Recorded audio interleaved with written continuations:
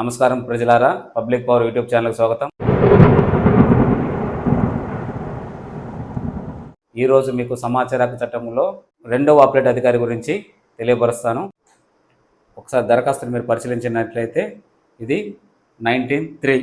మొదట 6(1) దరఖాస్తు పెట్టిన పౌర సమాచార అధికారి అనగా సెక్షన్ 6(1) ఏ అధికారికి అయితే పెడతామో ఆ అధికారి స్పందించకపోతే తర్వాత 19(1) అంటే వారి పై అధికారికి దరఖాస్తు చేస్తాము. వారి దగ్గర నుంచి కూడా మీకు ఎటువంటి సమాచారం రాకపోతే 19(3).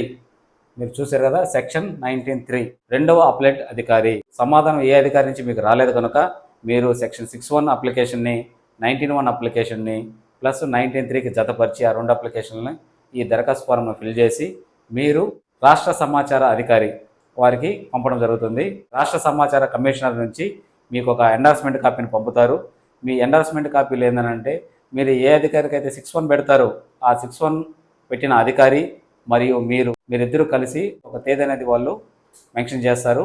ఆ తేదీన మీరు ఇద్దరు కలిసి అక్కడ సమాచార కమిషనర్ గారి ముందు హాజరవ్వాల్సి వస్తుంది. ఆ రోజున సమాచార కమిషనర్ వారు మీరు కోరిన సమాచారంను మీకు అందజేసేందుకు సహకరిస్తారు. అంటే మీరు దరఖాస్తు 6(1) చేసినప్పటి నుంచి రోజుకి 250 రూపాయల చొప్పున హైయెస్ట్ అమౌంట్ 25,000 రూపాయలు వచ్చేంత వరకు అందజేస్తారు. ఇది ప్రభుత్వం నుంచి మీరు ఒక సమాచారం కోరినందుకు పౌర సమాచార అధికారి గారు మీకు సమాచారం ఇవ్వనందుకు అతనికి పౌర సమాచార అధికారికి ప్రభుత్వం వారు విధించే ఫైన్ అది. ఈ ఫైన్ అమౌంట్ను 25,000 రూపాయలని దరఖాస్తుదారుడు ఎవరైతే ఉంటారో వారికి అందజేస్తారు. ప్రభుత్వం తరపున 25,000 రూపాయలని రివార్డుగా దరఖాస్తుదారుడికి అందజేస్తారు. అంతేకాకుండా మీకు సమాచారం కూడా మీకు అందుతుంది. సమాచార అధికారి గారు సమాచారం ఇవ్వని వారికి శిక్ష పడేలా సమాచార కమిషనర్ వారు దరఖాస్తుదారుని వైపున నిలబడడం జరుగుతుంది.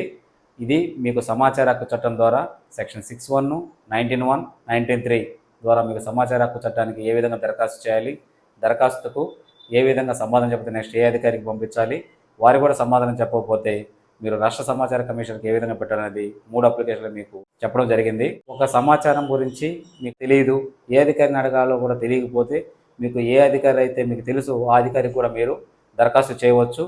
వారు ఏ అధికారి నుండి మీకు సమాచారం అందుతుందో ఆ అధికారి గారికి సెక్షన్ 6(3) ద్వారా బదిలీ చేసి మీరు కోరిన సమాచారంను మీకు పంపేందుకు అధికారులు సహకరిస్తారు.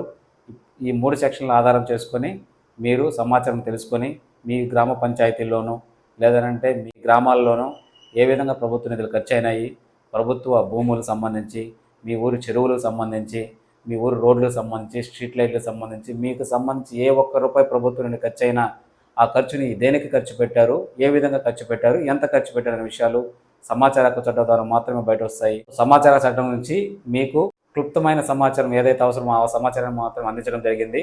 ఈ వీడియోను చూసిన ప్రతి ఒక్కరికి ధన్యవాదములు.